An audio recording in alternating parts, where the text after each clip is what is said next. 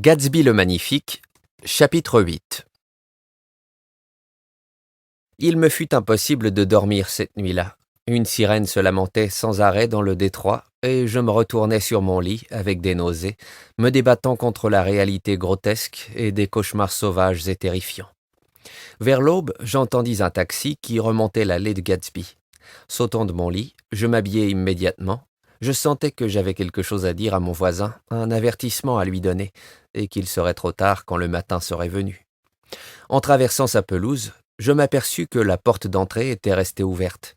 Je le trouvai dans la galerie, appuyé contre une table, lourd d'abattement et de sommeil. « Il ne s'est rien passé, » fit-il d'un air las. J'ai attendu, et vers 4 heures, elle s'est approchée de la fenêtre. Elle est restée là 1 minute, puis a éteint la lumière. Son château ne m'avait jamais semblé aussi énorme que cette nuit-là, pendant que nous cherchions des cigarettes dans les vastes pièces. Nous écartions des rideaux qui ressemblaient à des pavillons et tâtions d'innombrables mètres de murs sombres pour trouver des interrupteurs électriques. Une fois, je trébuchai sur le clavier d'un piano fantôme en faisant une espèce d'éclaboussement.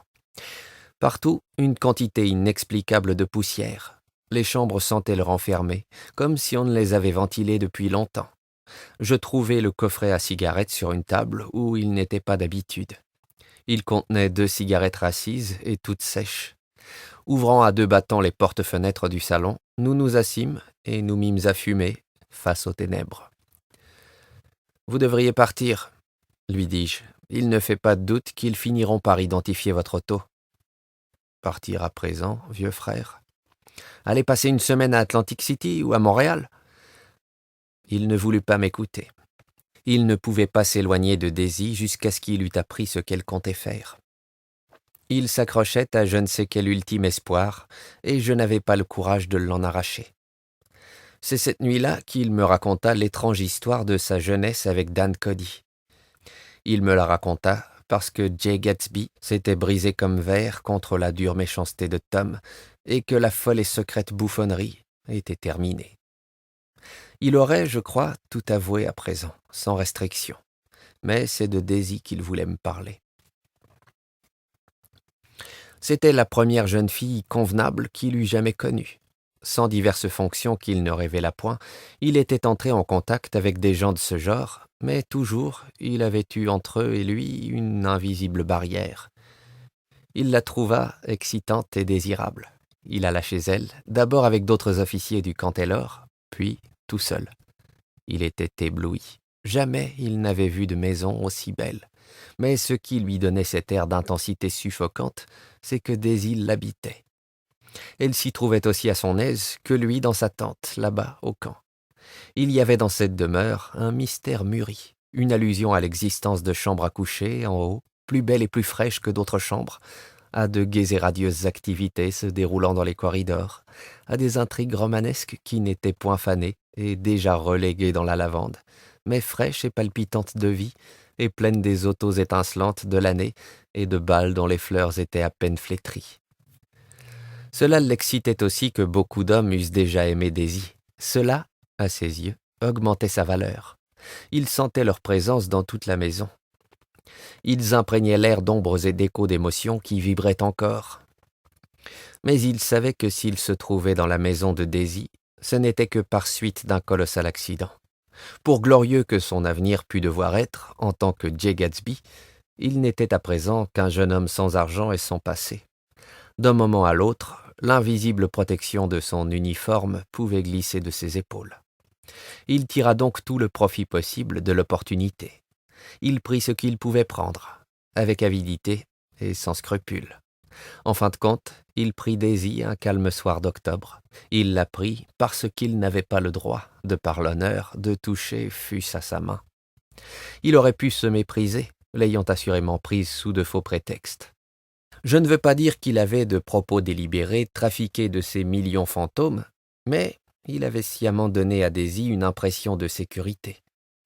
Il lui avait laissé croire qu'il appartenait, à peu de choses près, au même monde qu'elle, qu'il était entièrement capable de prendre soin d'elle. De fait, il n'en était rien. Il n'avait point derrière lui une famille aisée et il risquait, de par le caprice d'un gouvernement impersonnel, d'être déraciné du jour au lendemain, expédié n'importe où dans le monde. Mais il ne se méprisait point, et les choses n'eurent pas la suite qu'il s'était imaginée.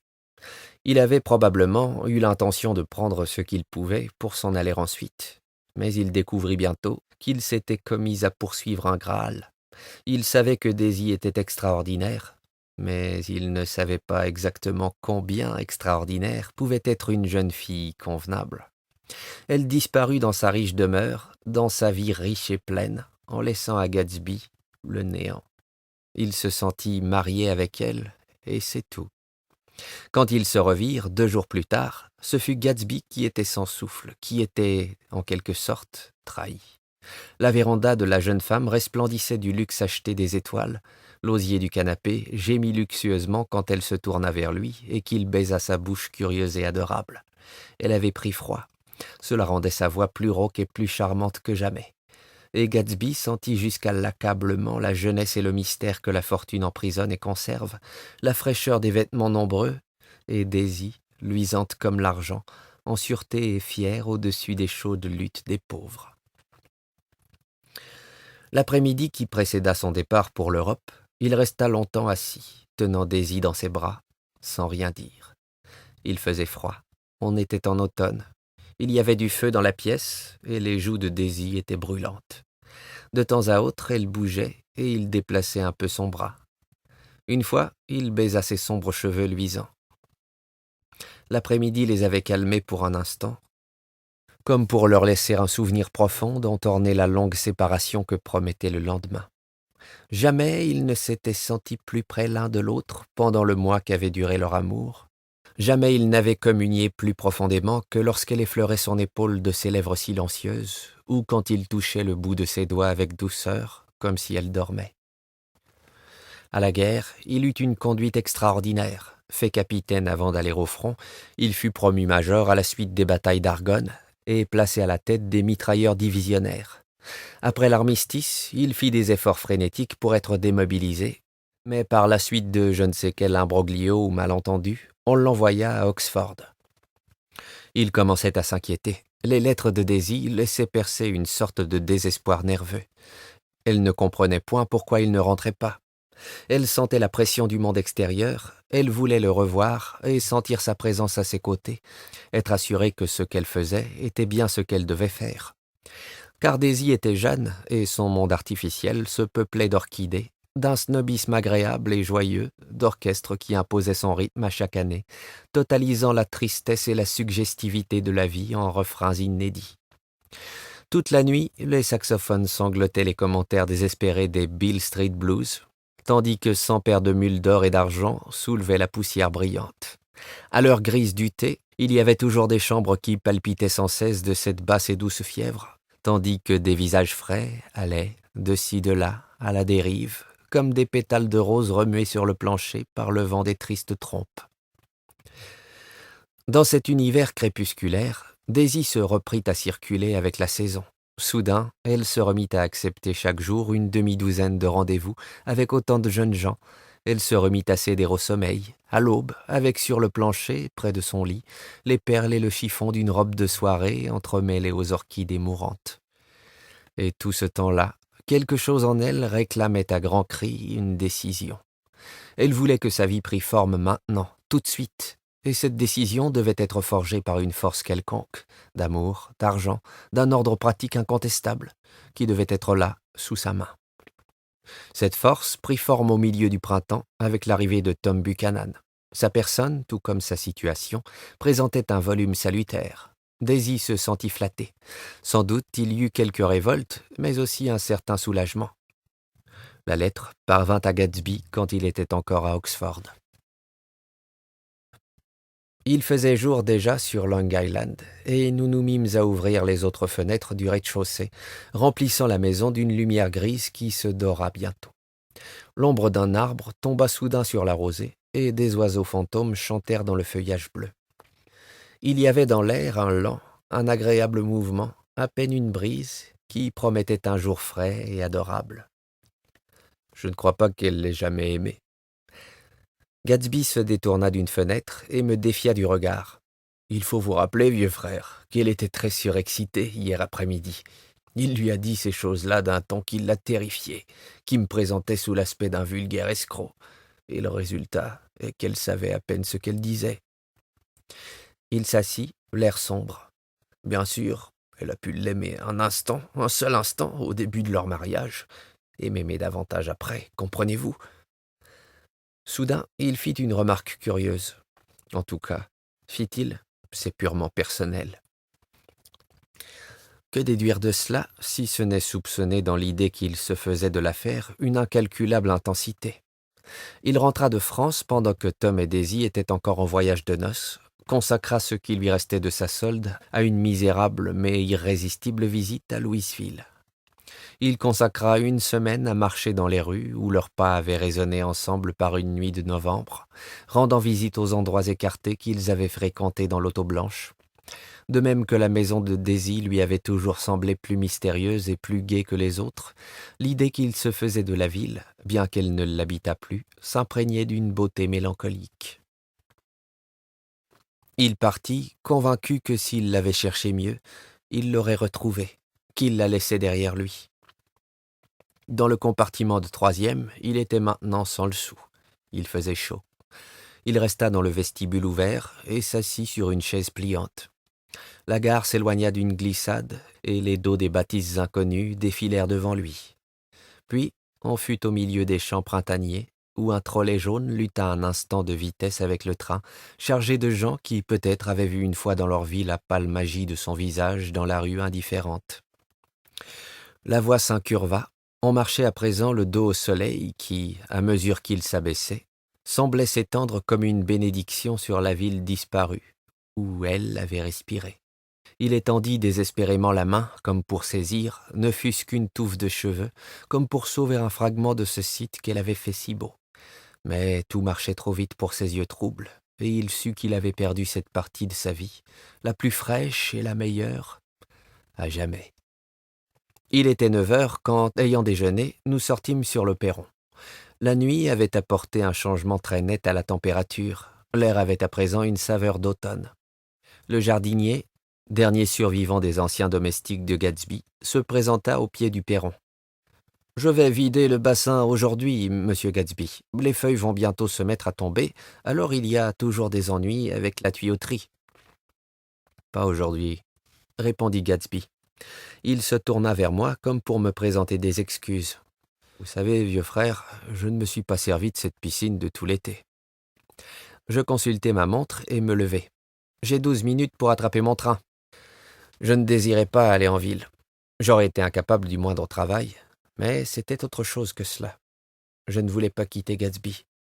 Je manquais ce train-là, puis un autre, avant de réussir à m'en aller. « Je vous téléphonerai, » dis-je enfin. « Ça me fera plaisir, vieux frère. » Je vous téléphonerai vers midi. Nous descendîmes lentement le perron. Je suppose que Daisy me téléphonera aussi. Il me regarda anxieusement, comme s'il espérait que je corroborerais cet espoir. Je le suppose. Eh bien, au revoir. Nous nous serrâmes la main et je m'éloignai. Juste avant d'arriver à la haie, je me rappelai quelque chose et, me retournant, lançai à travers la pelouse. « Ce sont des mufles. À vous seul, vous valez mieux que toute cette sacrée bande. » Je ne me suis jamais repenti de lui avoir dit cela. C'est le seul compliment que je lui ai jamais fait, parce que, du commencement à la fin, je n'avais eu pour l'homme que désapprobation. Il me fit un signe de tête poli, puis sa figure s'éclaira de son radieux sourire de compréhension, comme si depuis toujours nous avions été de corps et d'âme de connivence à cet égard. Son complet rose, somptueux haillon, faisait une tache de couleur vive sur la blancheur des marches, et je pensais à la première fois que j'étais entré, 3 mois plus tôt, dans sa demeure ancestrale. La pelouse et l'allée étaient peuplées des visages de gens qui devinaient sa corruption, et il se tenait sur ces mêmes marches, dissimulant son rêve incorruptible, en leur disant adieu d'un geste de la main. Je le remerciai de son hospitalité.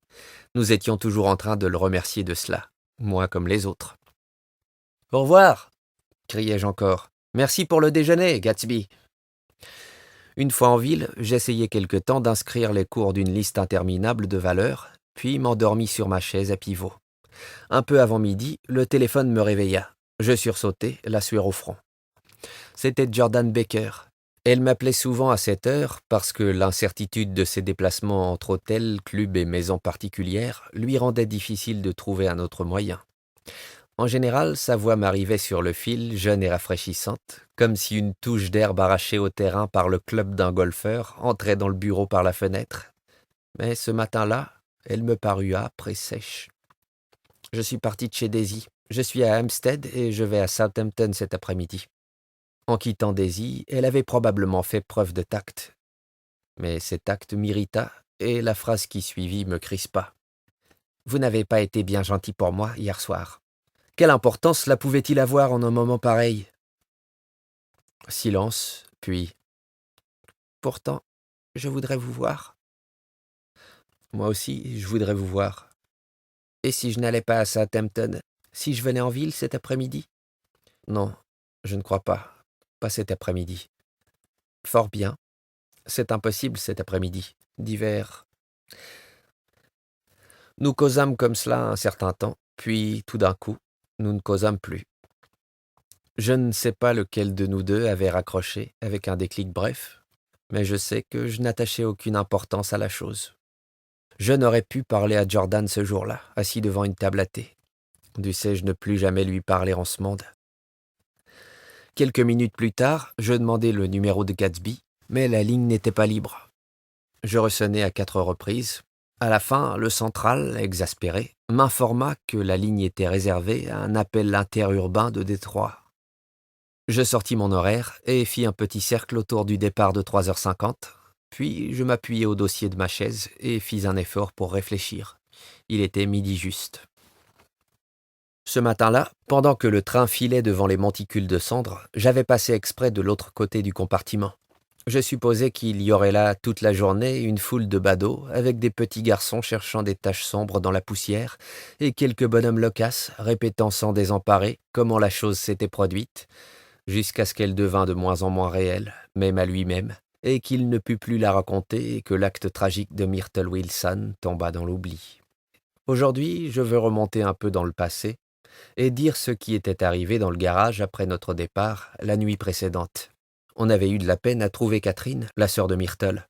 Sans doute avait-elle donné une entorse à son abstinence, car lorsqu'elle arriva, elle était abrutie par l'alcool et incapable de comprendre que l'ambulance était déjà partie pour Flushing. Dès qu'on l'eut convaincue, elle s'évanouit, comme si ce détail était la partie vraiment intolérable de l'affaire. Par bonté d'âme, à moins que ce ne fût par curiosité, quelqu'un la prit dans son auto et fila dans le sillage du cadavre. Longtemps après minuit, une foule sans cesse renouvelée vint battre le seuil du garage, tandis qu'à l'intérieur, George Wilson se berçait, en avant, en arrière, sur le divan.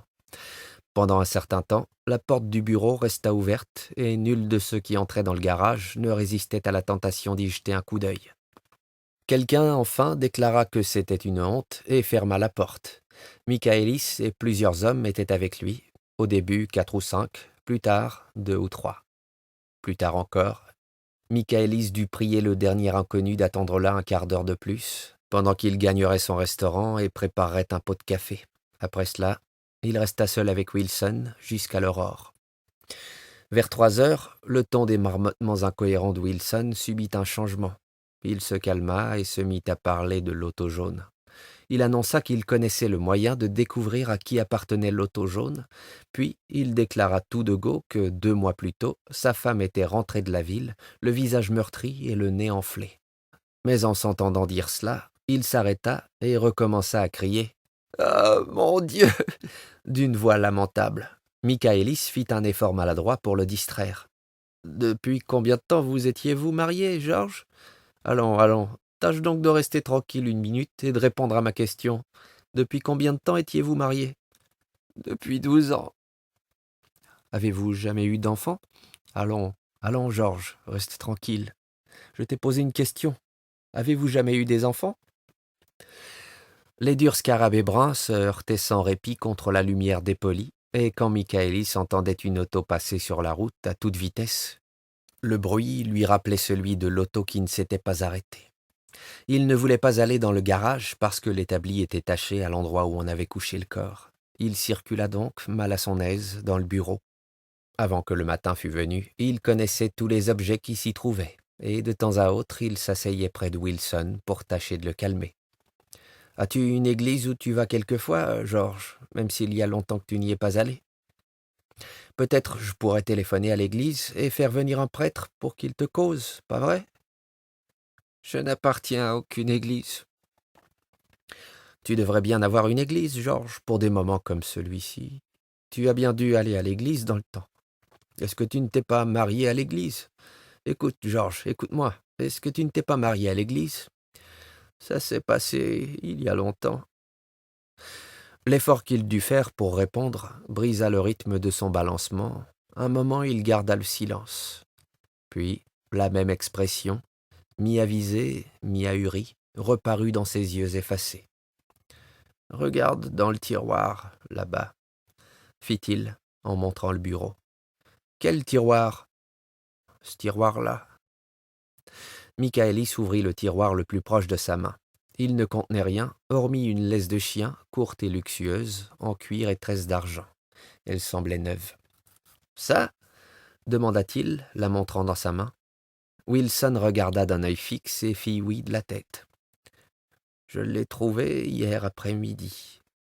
Elle essayait de m'expliquer, mais moi, je savais que c'était louche. »« Tu veux dire que c'est ta femme qui l'a achetée ? » ?»« Elle l'avait sur sa toilette, enveloppée dans du papier de soie. » Michaelis ne voyait rien d'étrange à cela, et il exposa à Wilson une douzaine de raisons pour lesquelles sa femme pouvait avoir acheté la laisse. Mais peut-être que Wilson avait déjà entendu dire de Myrtle ces mêmes explications, car il se remit à murmurer « Oh, mon Dieu !» Et son consolateur laissa plusieurs explications dans l'air. « Ensuite, il l'a tué !» fit Wilson. Sa mâchoire inférieure tomba tout à coup. « Qui ça ? » ?»« Je connais le moyen de le découvrir. »« Voilà que tu te mets à te faire des idées, George, » dit son ami. « Cette affaire t'a donné un coup et tu ne sais pas ce que tu dis. Tu ferais mieux de rester assis, bien tranquille, jusqu'au matin. »« Il l'a assassiné !» »« C'était un accident, George. » Wilson secoua la tête, ses yeux se rétrécirent, sa bouche s'élargit légèrement en poussant le fantôme du « de quelqu'un qui est sûr de son affaire. »« Je sais, » fit-il d'un ton tranchant. « Je suis un type confiant et je ne veux aucun mal à personne. Mais quand je sais une chose, je la sais bien. C'était l'homme de l'auto. Elle s'est jetée devant lui. Elle s'est jetée vers lui pour lui parler, mais il n'a pas voulu s'arrêter. » Michaelis avait aussi vu la scène, mais il ne lui était pas venu à l'esprit qu'elle pût comporter une signification spéciale. Il croyait que Mrs. Wilson se sauvait de son mari, non qu'elle cherchait à arrêter une voiture sur la route. Pourquoi elle aurait voulu faire ça ?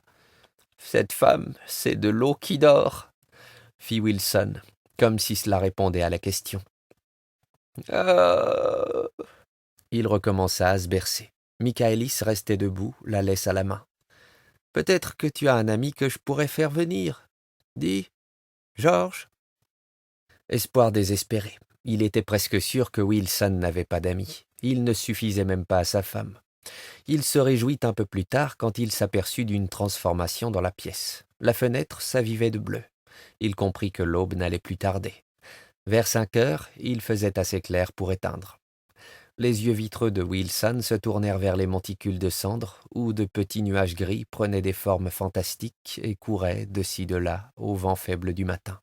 « Je lui ai parlé, » marmotta-t-il après un long silence. « Je lui ai dit qu'elle pouvait me tromper, mais qu'elle ne tromperait pas le bon Dieu. Je l'ai amenée devant la fenêtre. » Avec un effort, il se leva et se dirigea vers la fenêtre, contre laquelle il s'appuya, la figure pressée contre la vitre. Et je lui ai dit, « Le bon Dieu sait ce que tu as fait, tout ce que tu as fait. Tu peux me tromper, moi, mais tu ne peux tromper le bon Dieu. » Debout derrière lui, Michaelis vit avec un choc de surprise qu'il regardait les yeux du docteur T.J. Eichelberg, qui venait d'émerger, pâle et gigantesque, de la nuit qui se dissolvait. « Le bon Dieu voit tout, » répéta Wilson. C'est une réclame, l'assura Michaelis. Quelque chose le poussa à se détourner de la fenêtre et à regarder dans la pièce. Mais Wilson demeura là longtemps, le visage contre la vitre, hochant la tête vers le crépuscule matinal. Quand 6 heures sonnèrent, Michaelis était épuisé. Il éprouva un sentiment de gratitude en entendant une auto s'arrêter dehors. C'était un des veilleurs de la nuit précédente qui avait promis de revenir. Il prépara donc un déjeuner pour 3 qu'il mangea avec cet homme. Wilson était plus calme et Michaelis rentra pour dormir. Quand il se réveilla 4 heures plus tard et revint en hâte au garage, Wilson avait disparu. Sa présence, il alla tout le temps à pied, fut signalée par la suite à Port Roosevelt, puis à Gads Hill, où il acheta un sandwich qu'il ne mangea pas et une tasse de café. Il devait être fatigué et marcher lentement, car il n'arriva à Gads Hill qu'à midi. Jusque-là, il ne fut pas difficile de reconstituer l'emploi de son temps. Il y avait les gamins qui avaient vu un homme dont les actes étaient ceux d'une espèce de fou, et les automobilistes qui l'avaient dévisagé d'un air étrange au bord de la route. Ensuite, il avait disparu pendant 3 heures. Sur la foi de ce qu'il avait dit à Michaelis, « Je connais le moyen de le découvrir », la police suppose qu'il avait employé ces 3 heures à aller de garage en garage, s'enquérant d'une auto jaune. En revanche, nul garagiste ne se présenta pour dire qu'il l'avait vu. Peut-être connaissait-il un moyen plus commode et plus sûr de découvrir ce qu'il voulait savoir. Vers 2h30, il était à West Egg, où il demanda à quelqu'un de lui indiquer la maison de Gatsby. Donc à ce moment-là, il connaissait le nom de Gatsby. À 2h, Gatsby mit son maillot de bain et laissa des instructions au valet de chambre pour qu'au cas où quelqu'un lui téléphonerait, on vînt le prévenir à la piscine. Il s'arrêta au garage pour prendre un matelas pneumatique qui avait amusé ses hôtes pendant l'été, et le chauffeur l'aida à le gonfler. Puis il donna l'ordre de ne faire sortir la torpédo sous aucun prétexte. Ceci était étrange, car l'aile droite nécessitait des réparations. Chargeant le matelas sur son épaule, Gatsby se dirigea vers la piscine. Un moment, il fit halte et remua son fardeau. Le chauffeur lui demanda s'il désirait qu'il l'aidât, mais il secoua la tête et, l'instant d'après, il disparaissait parmi les arbres jaunissants. Aucun message téléphonique n'arriva, mais le valet de chambre se priva de sa sieste et attendit jusqu'à 4 heures, bien après qu'il y eût quelqu'un à qui le communiquer s'il était venu. J'ai idée qu'au fond, Gatsby ne croyait pas à cet appel. Peut-être même avait-il cessé d'y attacher de l'importance. S'il en est ainsi, il a dû sentir qu'il avait perdu le vieux monde et sa chaleur, payé un prix élevé pour avoir trop longtemps vécu avec un rêve unique. Il dut lever les yeux vers un ciel inconnu, à travers des feuilles qui l'effrayaient, frémit en constatant combien grotesques sont les roses, combien grossière la lumière du soleil sur une herbe à peine créée. Un monde nouveau, matériel sans être réel, où de pauvres fantômes, respirant en guise d'air des songes, erraient fortuitement alentour, comme cette forme, cendreuse et fantastique, qui se glissait vers lui entre les arbres amorphes. Le chauffeur, un des protégés de Wolfsheim, entendit les coups de feu. Plus tard, tout ce qu'il put dire, c'est qu'il n'y avait pas attaché grande importance. Je me rendis directement de la gare chez Gatsby, et l'anxieux élan avec lequel j'escaladai le perron fut ce qui, pour la première fois, alarma ces gens. Mais ils savaient déjà, je le crois fermement. Pour ainsi dire, sans qu'un mot fût prononcé, nous nous hâtâmes à 4, le chauffeur, le valet de chambre, le jardinier et moi, vers la piscine. Il y avait sur l'eau un mouvement léger, à peine perceptible, causé par la poussée du flot nouveau vers l'orifice de vidange placé à l'autre extrémité. Formant de petites rides qui étaient à peine des ombres de vagues, le matelas dérivait irrégulièrement vers le bout du bassin. Il suffisait d'un léger souffle de vent, qui en ridait à peine la surface, pour le déranger dans sa course accidentelle, avec son accidentel fardeau. Le contact d'une touffe de feuilles le fit tourner, lentement, traçant dans l'eau, comme avec la pointe d'un compas, un mince cercle rouge. Ce n'est qu'après que nous nous fûmes mis en marche, portant Gatsby vers le château, que le jardinier aperçut le cadavre de Wilson un peu plus loin sur l'herbe, et que l'Holocauste apparut complet. Chapitre 9. Après ces 2 années, je ne me rappelle le reste de cette journée, la nuit et la journée qui suivirent, que comme un va-et-vient incessant d'agents de police, de photographes et de journalistes à la porte de Gatsby. Une corde s'allongeait en travers de la grille d'entrée, et un agent y était posté pour éloigner les curieux.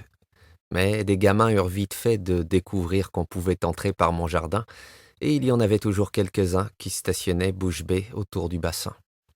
Un homme plein d'assurance, un détective peut-être, prononça le mot « fou » en se penchant cet après-midi-là sur le corps de Wilson, et l'autorité adventiste de sa voix donna le ton au rapport des journaux du lendemain matin.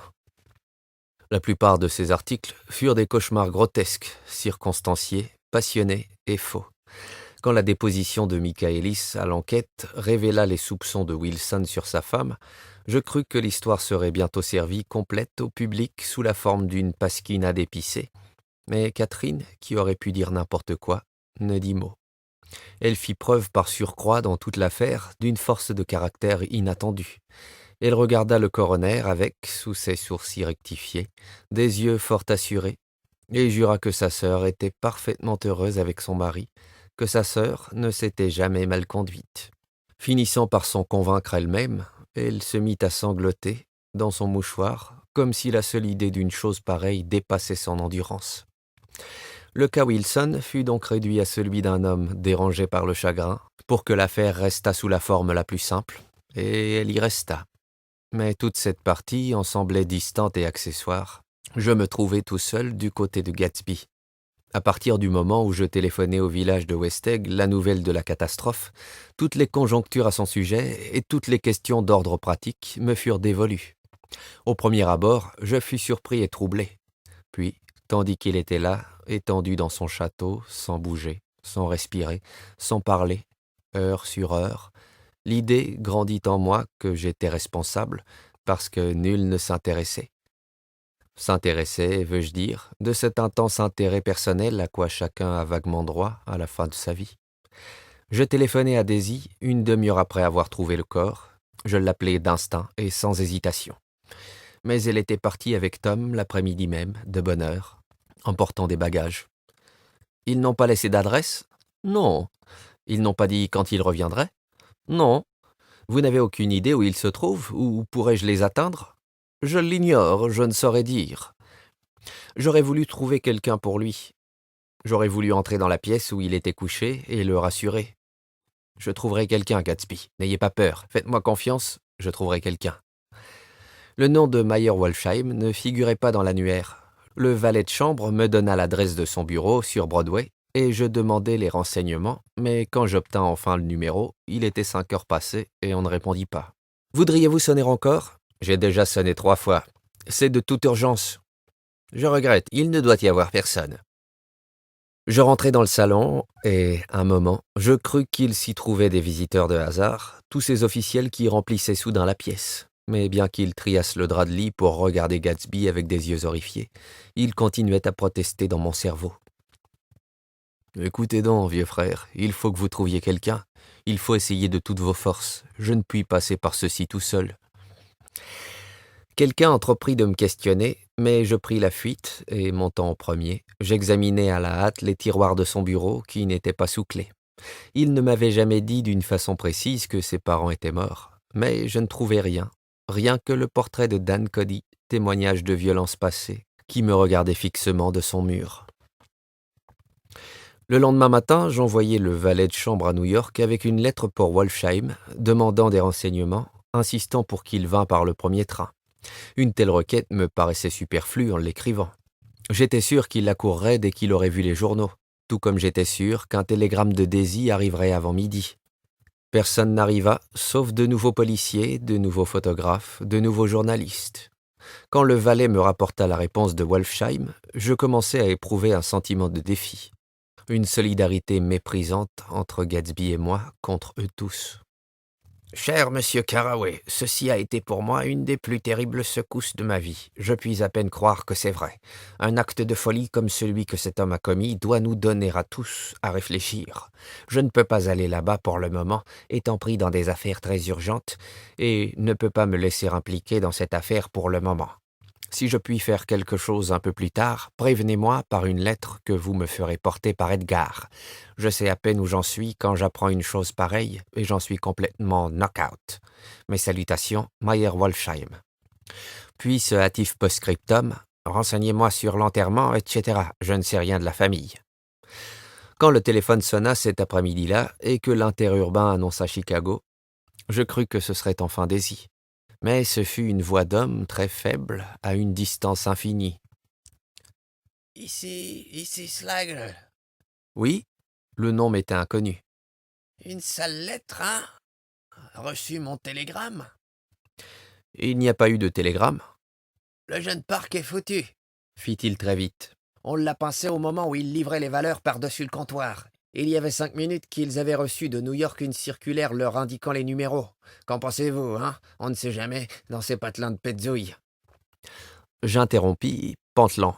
« Hello, écoutez donc, ce n'est pas Monsieur Gatsby qui parle. Monsieur Gatsby est mort. » Il se fit un long silence au bout du fil, suivi par une exclamation, puis un couac bref, et on coupa.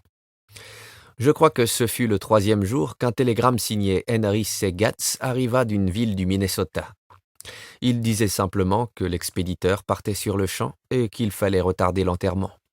C'était le père de Gatsby, un vieillard solennel, très ahuri, très abattu, matelassé d'un ulster à bon marché contre la chaude journée de septembre. Ses yeux perdaient l'eau sans arrêt par l'effet de la surexcitation, et quand je l'eus débarrassé de son sac et de son parapluie, il se mit à tirailler sa barbe rare et grise avec tant d'assiduité que j'eus peine à lui ôter son par-dessus. Comme il paraissait prêt à s'effondrer, je l'emmenai dans la salle de musique et le fis asseoir, en attendant qu'on lui apportât à manger. Mais il ne voulut point manger, et le verre de lait se répandit tant sa main tremblait. « Je l'ai lu sur le journal de Chicago, » dit-il. « C'était écrit sur le journal de Chicago. Je suis parti de suite. » Je ne savais pas où m'adresser pour vous atteindre. Ses yeux, qui ne voyaient rien, parcouraient la pièce sans arrêt. « C'était un fou, » dit-il. « Il devait être fou. » Je le pressai. « Voulez-vous un peu de café ?»« Je ne veux rien. Ça va maintenant, monsieur ?»« Caraway. »« Bien, ça va maintenant. Où est-ce qu'on a mis Jimmy ?» Je le conduisis au salon où son fils était étendu et le laissai seul. Des petits garçons étaient montés sur le perron et regardaient dans le vestibule. Quand je leur eus dit qui était le visiteur qui venait d'arriver, ils s'éloignèrent à regret. Au bout d'un instant, M. Gatz ouvrit la porte et sortit la bouche béante, le visage légèrement enflammé, les yeux perdant des larmes isolées et tardives. Il avait atteint un âge où la mort n'a plus sa qualité de saisissante surprise, et quand il regarda autour de lui pour la première fois et vit la hauteur et le luxe de la galerie et les vastes pièces qui s'ouvraient sur d'autres pièces, sa douleur commença à se mêler d'un respectueux orgueil. Je l'aidai à gagner une chambre à coucher, en haut, tandis qu'il ôtait sa veste et son gilet. Je lui dis que tous les arrangements avaient été suspendus jusqu'à son arrivée. « J'ignorais quelles seraient vos intentions, Monsieur Gatsby. »« C'est Gatz que je m'appelle. »« Monsieur Gatz, j'ai pensé que vous voudriez peut-être emporter le corps dans l'Ouest. » Il secoua la tête. « Jimmy, c'est toujours mieux plu ici dans l'Est. C'est dans l'Est qu'il s'est élevé à sa situation. Vous étiez un ami de mon garçon, monsieur ? » Nous étions intimes. Il avait un bel avenir, vous savez. Je n'étais qu'un jeune homme, mais il avait beaucoup de puissance ici. Il se toucha le front d'un air pénétré. Je hochai la tête. S'il avait vécu, il serait devenu un grand homme, un homme dans le genre de James J. Hill. Il aurait contribué à exploiter le pays. C'est vrai, fis-je, gêné. Il tirailla le dessus de lit à fleurs qu'il voulait enlever et s'étendit tout raide, s'endormit instantanément. Cette nuit-là, quelqu'un, en proie à une terreur manifeste, téléphona, exigeant de savoir qui j'étais avant de dire son nom. « Je suis Monsieur Caraway. »« Ah !» fit-il avec soulagement. « Ici Monsieur Clip Springer. » Moi aussi, j'éprouvais un soulagement, car cela semblait promettre la présence d'une autre personne à la tombe de Gatsby. Ne voulant pas que la cérémonie fût annoncée dans les journaux, ce qui aurait attiré une foule de badauds, je m'étais contenté de téléphoner moi-même à un nombre limité de personnes. Elles étaient très difficiles à joindre. « Les funérailles ont lieu demain, » lui dis-je. « 3 heures, ici, à la maison. Je vous serais obligé d'en informer tous ceux que cela pourrait intéresser. »« Certainement, » fit-il avec précipitation. Bien sûr, je n'ai guère de chance de voir qui que ce soit, mais si cela se trouve, comptez sur moi. Le ton me donna des soupçons. Je n'ai pas besoin de vous demander si vous viendrez. Je ferai mon possible. Je téléphonais, c'est pour demander si... J'interrompis. Un instant, dites-moi d'abord que vous viendrez. Mais le fait est, la vérité est que je demeure pour l'instant chez des gens ici à Greenwich et qu'ils comptent sur moi pour demain. En fait, ils ont organisé un pique-nique ou quelque chose de genre, et il va sans dire que je ferai de mon mieux pour m'esquiver. Je lâchai un d'incrédulité qu'il dut entendre, car il reprit avec nervosité. Je téléphonais au sujet d'une paire de souliers que j'ai laissés là-bas. Pourrais-je vous prier de me les faire envoyer par le valet de chambre? Voyez-vous, c'est des souliers de tennis et je me trouve perdu sans eux. Mon adresse est aux soins de B.F. Je n'entendis pas la suite, car j'avais raccroché. Après cela, j'éprouvai une certaine honte pour Gatsby. Un monsieur à qui je téléphonais me laissa entendre qu'il n'avait que ce qu'il méritait. D'ailleurs, c'était ma faute, car c'était un de ceux qui avaient coutume de ricaner avec le plus d'amertume au sujet de Gatsby, tout en puisant courage dans la liqueur de leur hôte. J'aurais dû avoir le bon sens de ne pas m'adresser à lui. Le matin de l'enterrement, je me rendis à New York pour voir Mayer Walsheim. Il semblait qu'il était impossible de mettre la main dessus par un autre moyen. La porte que je poussai, sur les indications du groom de l'ascenseur, était marquée de Swatsika Holding Company. Et d'abord, je crus qu'il n'y avait personne. Mais quand j'eus crié plusieurs fois « Hello » en vain, une discussion éclata derrière une cloison, et bientôt une ravissante juive apparut par une porte intérieure et m'examina avec de noirs yeux hostiles. « Il n'y a personne, Monsieur Walsheim est parti pour Chicago. » La première partie de son allégation était évidemment fausse, car quelqu'un s'était mis à siffler, faux, le rosaire, dans l'autre pièce. « Veuillez lui dire que Monsieur Carraway veut le voir. » « Je ne peux pourtant pas le faire rentrer de Chicago. » À cet instant, une voix, sans doute possible celle de Walsheim, appela « Stella !» de l'autre côté de la porte. « Laissez votre nom sur la table, » fit rapidement la juive. « Je le lui remettrai quand il rentrera. Je le lui. » Mais je sais qu'il est là. Elle fit un pas en avant et se mit à glisser les mains sur ses hanches d'un geste d'indignation. « Vous autres jeunes gens, vous croyez que vous pouvez vous introduire ici n'importe quand ?» gronda-t-elle. On commence à en avoir assez. Quand je dis qu'il est à Chicago, c'est qu'il est à Chicago. Je mentionnai Gatsby. « Oh !» Elle me regarda de nouveau. « Voulez-vous... quel est votre nom déjà ?» Elle disparut. L'instant d'après, Mayer Walsheim, debout sur le seuil de sa porte, me tendait ses deux mains avec solennité. Il m'attira dans son bureau en me faisant observer d'une voix chargée de respect que ces moments étaient bien tristes pour nous tous et m'offrit un cigare. « Ma mémoire remonte au premier moment où je l'ai connu, » fit-il, un jeune major à peine démobilisé et couvert de médailles qu'il avait gagné à la guerre. Il était si fauché qu'il portait encore l'uniforme, ne pouvant s'offrir des frusques comme tout le monde. La première fois que je l'ai vu, c'est quand il est entré au billard de Weinbrenner, 43e rue, pour demander un emploi. Il n'avait rien mangé depuis 2 jours. « Venez casser la croûte avec moi, que je lui fais. » Il boulotta pour plus de $4 de nourriture en une demi-heure. C'est vous qui l'avez lancé dans les affaires? Lancé, c'est à moi qu'il doit tout. Hein? Je l'ai tiré du néant, je l'ai tiré du ruisseau. J'ai vu de suite que c'était un jeune homme de belle apparence, un gentleman, et quand il m'eut dit qu'il était un ancien élève d'Oxford, je compris que je pouvais me servir de lui avec avantage. Je le forçai à s'inscrire aux anciens combattants, et il y obtint un rang élevé. Tout de suite, il fit un travail pour une de mes pratiques à Albany. Nous étions pour tout comme ça. Il leva 2 doigts bulbeux, toujours ensemble. Je me demandais si cette association s'était étendue à la transaction concernant les matchs internationaux de 1919. Je fis, après un moment de silence, « À présent, il est mort. Vous étiez son ami le plus intime. Je sais donc que vous tiendrez à assister cet après-midi à son enterrement. J'aimerais bien venir. Alors venez. » Le poil de ses narines frémit légèrement, et tandis qu'il secouait la tête, ses yeux s'emplirent de larmes. « Je ne peux pas, impossible de me mêler de cette affaire. » Il n'y a pas d'affaire, à présent tout est terminé. Quand un homme se fait tuer, je n'aime pas m'en mêler de quelque manière que ce soit. Je reste en dehors. Quand j'étais jeune, c'était différent. Si un copain venait à mourir, par n'importe quel moyen, je collais avec lui jusqu'au bout. Vous pensez peut-être que c'est du sentiment, mais je suis sincère, jusqu'au bout du bout. Je me convainquis que pour une raison qui lui était personnelle, il avait décidé de ne pas venir. Je me levai donc. « Vous avez vos diplômes ?» me demanda-t-il tout à coup. Un moment, je pensais qu'il allait me proposer une situation, mais il se contenta de hocher la tête en me serrant la main. Apprenons à montrer notre amitié aux gens pendant qu'ils sont vivants, suggéra-t-il, et non quand ils sont morts. Avec ça, ma règle de conduite est de ne jamais me mêler de rien. Quand je sortis de son bureau, le ciel s'était obscurci et je rentrai à West Egg sous une pluie fine. Après avoir changé de costume, j'allai à côté et trouvai M. Gatz très excité, en train d'arpenter la galerie. L'orgueil qu'il tirait des richesses de son fils augmentait sans répit, et maintenant il avait quelque chose à me faire voir. Il sortit son portefeuille avec des doigts tremblants. « Jimmy m'avait envoyé cette photo, regardez !» C'était une photo du château, fendue au coin et souillée par des mains nombreuses. Il m'indiquait tous les détails avec fièvre. « Regardez ceci !» Puis il cherchait l'admiration dans mes yeux. Il l'avait montré si souvent que je crois que l'image était devenue plus réelle pour lui que la maison elle-même. « C'est Jimmy qui me l'a envoyé. Je trouve que c'est une très jolie image. Elle a bon air. » Très bon air. L'avez-vous vu cet an dernier? Il est venu me voir il y a 2 ans passés et il m'a acheté la maison où j'habite à présent. Bien sûr, on était bien pauvres quand il s'est sauvé de chez nous, mais je vois à présent qu'il avait un motif pour agir comme ça.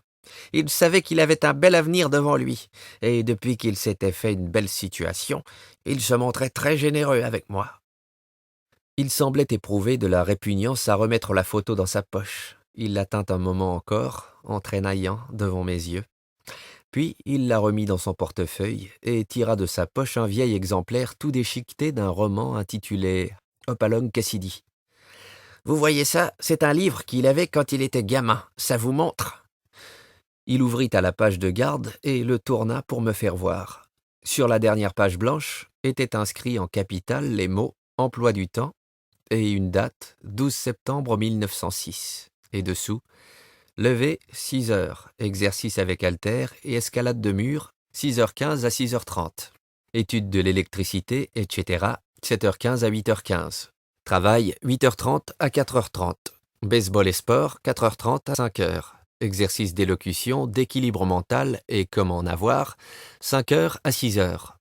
Étude des inventions nécessaires, 7h à 9h. Résolution générale, ne pas perdre mon temps chez Shafters, ou, un nom illisible, ne plus fumer ni chiquer, un bain tous les 2 jours, lire chaque semaine un livre ou un magazine utile à l'esprit, économiser 5$, rayer 3$ par semaine, être meilleur pour mes parents. « Je suis tombé sur ce bouquin par hasard, » fit le vieux. « Ça vous montre, pas vrai? » Oui, ça vous montre. Jimmy devait faire son chemin, et il était tout le temps à prendre des résolutions sur ceci ou cela. Vous avez remarqué ce qu'il a mis là sur ce qui était utile à l'esprit? Il a toujours été très fort là-dessus. Il m'a dit une fois, comme ça, que je mangeais comme un cochon. J'y ai foutu une raclée pour lui apprendre. Il hésitait à refermer le livre, relisant chaque ligne à voix haute pour me solliciter ensuite du regard. J'imagine qu'il s'attendait que je prisse copie de l'emploi du temps pour mon bénéfice personnel. Un peu avant 3 heures, le pasteur luthérien arriva de Flushing et je commençai à regarder involontairement par la fenêtre pour voir s'il n'arrivait pas d'autres voitures. Le père de Gatsby en faisait autant. Mais le temps passait, les domestiques entrèrent et se postèrent dans le vestibule. Le vieux se mit à clignoter des yeux, anxieusement, et à parler de la pluie d'un air préoccupé et indécis. Le pasteur consulta sa montre à plusieurs reprises. Je le pris à part et le priai d'attendre encore une demi-heure. Mais ce fut inutile, il ne vint personne. Vers 5 heures, notre convoi, composé de 3 autos, parvint au cimetière et stoppa devant l'entrée sous une bruine épaisse. D'abord le corbillard automobile, horriblement noir et mouillé, puis M. Gatz, le pasteur et moi-même dans la limousine. Un peu plus tard, 4 ou 5 domestiques et le facteur de West Egg dans la Ford de Gatsby, tous trempés jusqu'à la peau. Comme nous entrions dans le cimetière, j'entendis une auto s'arrêter, puis les pas de quelqu'un qui nous suivait sur le sol détrempé en faisant jaillir des gerbes de boue. Je me retournai. C'était l'homme aux lunettes de hibou que j'avais trouvé une nuit, 3 mois auparavant, dans la bibliothèque, s'extasiant sur les livres de Gatsby. Je ne l'avais plus revu. Je ne sais comment il avait eu vent de la cérémonie. J'ignore jusqu'à son nom. La pluie ruisselait sur ses vers épais. Il les enleva et les essuya pour regarder la toile qu'on déroulait afin de protéger la tombe. Je m'efforçai alors de penser un peu à Gatsby. Mais il était trop loin déjà, et je ne pus que me rappeler, sans ressentiment, que Daisy n'avait envoyé ni un message, ni une fleur. Vaguement, j'entendis une voix murmurer « Bénis les morts sur qui tombe la pluie ». Et puis l'homme aux yeux de hibou qui, d'une voix assurée, répondait « Amen ». Nous regagnâmes les autos à pas rapides et en ordre dispersé à travers la pluie. Yeux de hibou me parla près de la grille. « Je n'ai pas pu venir à la maison », s'excusa-t-il. « Pas plus que les autres. » Il sursauta. « Allons donc, mais voyons, on y venait par centaines. » Il ôta ses verres et les essuya de nouveau, des deux côtés. « Le pauvre bougre !» fit-il. Un de mes souvenirs les plus vivants est celui de mes retours dans l'Ouest au sortir du collège et plus tard de l'université, aux vacances de Noël. Ceux qui allaient plus loin que Chicago se rassemblaient dans l'obscure gare de l'Union à 6 heures, un soir de décembre, avec quelques amis de Chicago, déjà pris par leur gaieté de fête, pour leur dire un adieu rapide. Je me souviens des fourrures des jeunes filles qui revenaient du pensionnat de Miss une telle ou de Miss telle autre, et du bavardage à haleine gelée, et des mains qui s'agitaient au-dessus des têtes quand nous apercevions des vieilles connaissances, et des rivalités dans les invitations. « Tu vas chez les Ordway, les Hershey's, les Schultz ?» et les longs tickets verts que tenaient fermement nos mains gantées. Enfin, les wagons jaunes sales de la ligne de Chicago, Milwaukee et Saint-Paul, l'air aussi joyeux que Noël lui-même sur la voie à côté des portillons. Quand on démarrait dans la nuit d'hiver et que la vraie neige, notre neige, commençait à s'étendre de part et d'autre et à étinceler contre les vitres, que les faibles lumières des petites gares du Wisconsin glissaient sur notre route, l'air tout à coup se faisait invigorant. Nous aspirions profondément en rentrant du wagon-restaurant par les froids vestibules à soufflet, sentant inexprimablement notre densité personnelle dans cette contrée pendant une heure étrange, avant de nous fondre à nouveau en elle, de nous y incorporer. C'est ça mon Middle West, non le blé, ni les savanes, ni les hameaux perdus peuplés de Suédois, mais les retours émouvants par les trains de ma jeunesse, et les réverbères dans les rues, et les clochettes des traîneaux dans l'obscurité glacée, et les ombres des couronnes de houx projetées sur la neige par les fenêtres illuminées. Je fais partie de tout cela, un peu grave à cause de la sensation que m'ont laissé ces longs hivers, un peu fier d'avoir grandi dans la maison Caraway, dans une ville où, à travers les décades, on continue de désigner les demeures par des noms de famille. Je vois bien maintenant que ce récit a été, tout compte fait, une histoire du Middle West. Tom et Gatsby, Daisy, Jordan et moi étions tous originaires du Middle West. Peut-être chez nous tous, un trait faisait défaut, ce qui, subtilement, nous rendait inassimilables à la vie des États de l'Est. Même quand l'Est m'excitait le plus, même quand je sentais le plus vivement sa supériorité sur les villes ennuyées, rampantes, gonflées d'au-delà de la rivière Ohio, avec leurs interminables inquisitions qui n'épargnaient que les plus jeunes et les plus âgés, même alors, il a toujours eu sur moi un pouvoir de déformation. Westeg, en particulier, figure encore dans mes rêves les plus fantastiques. Je le vois comme une scène nocturne qu'aurait peinte El Greco, sans villa, à la fois conventionnelle et grotesque, accroupi sous un ciel maussade et dépoli. Au premier plan, chaque messieurs, très grave, en habit, marche sur un trottoir avec une civière chargée d'une femme saoule, revêtue d'une robe de soirée blanche. Sa main, qui pend sur le côté, jette de froides lueurs de gemme. Gravement, les messieurs s'avancent vers une maison. Elle n'est pas celle qu'ils cherchent, mais nul ne connaît le nom de la femme et nul n'en a souci. Après la mort de Gatsby, l'Est fut hanté pour moi comme cela, déformé au-delà de la capacité de réglage de mes jumelles. C'est pourquoi, quand la fumée bleue des feuilles cassantes fut dans l'air et que le vent se mit à tendre le linge humide accroché aux ficelles, je pris la décision de rentrer au pays. Il me restait une chose à faire avant de partir, une corvée difficile et désagréable, que peut-être j'eusse mieux fait de ne pas entreprendre. Mais je voulais tout laisser en bon ordre et ne point compter sur une mère obligeante en son indifférence pour balayer mes ordures. Je vis Jordan Baker et causai avec elle de ce qui nous était arrivé à nous deux et de ce qui m'était arrivé ensuite, et elle resta étendue, parfaitement immobile, m'écoutant, dans un vaste fauteuil. Elle était en costume de golf, et je pensais, je m'en souviens, qu'elle ressemblait à une illustration réussie, le menton légèrement levé avec impertinence, les cheveux de la couleur d'une feuille d'automne, le visage du même brun que le gant sans doigt qui reposait sur son genou. Quand j'eus fini, elle m'informa sans commentaire qu'elle était fiancée à un autre homme. J'entendis cela avec scepticisme, bien qu'il y en eût plusieurs qui l'auraient épousée sur un signe de tête. Je n'en feignis pas moins de la croire. Une minute, je me demandais si je ne commettais pas une erreur, puis je repensai rapidement à tout et me levai pour dire adieu. Néanmoins, vous m'avez laissé tomber, dit Jordan tout à coup. Vous m'avez laissé tomber par téléphone.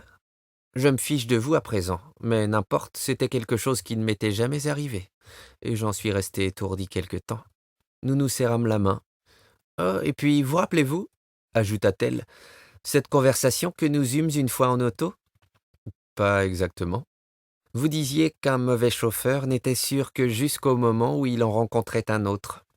Eh bien, j'ai rencontré un autre chauffeur aussi mauvais que moi, pas vrai? Je veux dire qu'en devinant de travers, j'avais montré de la négligence. Je pensais que vous étiez quelqu'un d'assez honnête, d'assez droit. Je pensais que c'était là votre secrète fierté. J'ai 30 ans, répondis-je. J'ai 5 ans de trop pour me mentir à moi-même en donnant à cela le nom d'honneur. Elle ne répondit pas. Furieux, à demi amoureux d'elle, superlativement désolé, je m'éloignai. Un après-midi, vers la fin du mois d'octobre, je vis Tom Buchanan. Il marchait devant moi de son pas alerte sur la 5e avenue, les mains un peu écartées du corps, agressivement, un peu comme le boxeur à la parade, la tête bougeant vivement de ci de là, s'adaptant à ses yeux inquiets. Au moment même où je ralentissais pour ne pas le rattraper, il s'arrêta et se mit à considérer l'étalage d'un bijoutier en fronçant les sourcils. Soudain, il m'aperçut et vint à moi, la main tendue. « Qu'est-ce qu'il y a, Nick? Tu ne veux pas me serrer la main ?»« Non, tu sais ce que je pense de toi. »« Tu es fou, Nick, fit-il très vite. Fou allié, je ne sais pas ce qui te possède. »« Tom, lui demandai-je.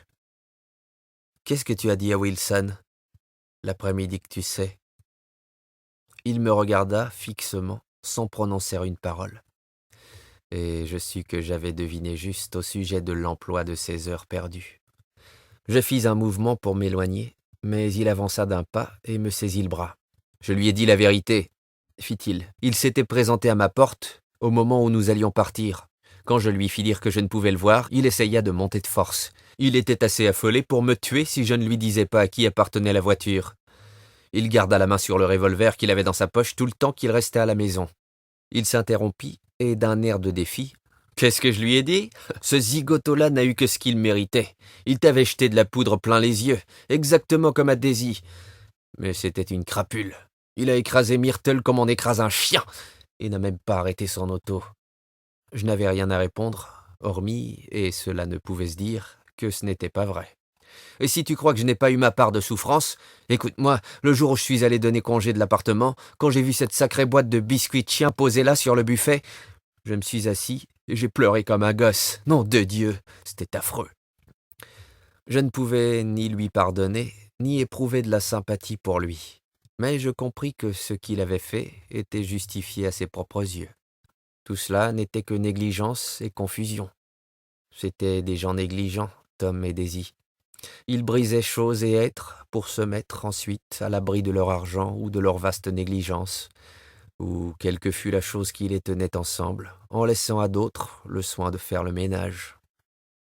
Je lui serrai la main. Il me parut qu'il aurait été sot de ne point le faire, car j'éprouvais tout d'un coup l'impression que je parlais à un enfant.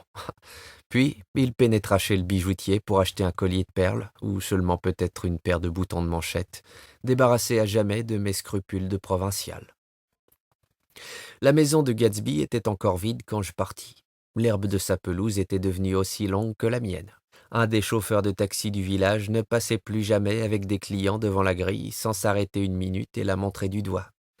Peut-être était-ce celui qui avait conduit Daisy et Gatsby à East Egg la nuit de l'accident, et peut-être avait-il imaginé une histoire de toute pièce. Comme je ne voulais pas l'entendre, j'évitais l'homme en sortant de la gare. Je passais mes samedis soirs à New York parce que ces fêtes brillantes, éblouissantes qu'il avait données demeuraient si vivaces en moi que j'en entendais encore la musique et les rires, à peine distincts, incessants, dans son jardin, et les autos qui allaient et venaient dans son allée. Une nuit, j'entendis une auto matérielle et vis ses lanternes stopper devant le perron. Mais je ne m'enquis point. C'était probablement un dernier hôte venu des confins de la terre qui ignorait que la fête était finie. La dernière nuit, ma malfaite et ma voiture vendue à l'épicier, j'allais contempler une fois encore cet immense et incohérent ratage de maison. Sur les marches blanches, un mot obscène, inscrit par quelques voyous avec un éclat de brique, se détachait au clair de lune. Je l'effaçai en frottant la pierre de mon soulier avec un grincement de cuir. Puis je descendis à pas lents sur la plage et me couchai dans le sable. La plupart des villas du bord de l'eau étaient déjà fermées, et il n'y avait guère de lumière que celle, indécise et mouvante, d'un ferry-boat de l'autre côté du détroit. Et à mesure que montait la lune, les inutiles villas commencèrent à s'effacer, si bien que, par degrés, j'eus l'impression d'être sur l'île antique qui avait fleuri jadis aux yeux des matelots hollandais. Le sein vert et frais d'un monde nouveau, ces arbres disparus, les arbres qui avaient cédé la place au château de Gatsby, avaient un temps flatté de leurs murmures le dernier et le plus grand de tous les rêves humains. Pendant un instant, fugitif et enchanté, l'homme retint sans doute son souffle en présence de ce continent, contraint à une contemplation esthétique qu'il ne comprenait ni ne désirait, face à face, pour la dernière fois dans l'histoire, avec une chose qui égalait sa faculté d'émerveillement. Et, assis en cet endroit, réfléchissant au vieux monde inconnu, je songeais à l'émerveillement que dut éprouver Gatsby quand il identifia pour la première fois la lumière verte au bout de la jetée de Daisy. Il était venu de bien loin sur cette pelouse bleue, et son rêve devait lui paraître si proche qu'il ne pourrait manquer de le saisir avec sa main. Il ignorait qu'il était déjà derrière lui, quelque part dans cette vaste obscurité au-delà de la ville, où les champs obscurs de la République se déroulaient sous la nuit. Gatsby croyait en la lumière verte, l'extatique avenir qui d'année en année recule devant nous. Il nous a échappé, qu'importe, demain nous courrons plus vite, nos bras s'étendront plus loin, et un beau matin. C'est ainsi que nous avançons, barque luttant contre un courant qui nous rejette sans cesse vers le passé. Fin de Gatsby le Magnifique par Francis Scott Fitzgerald.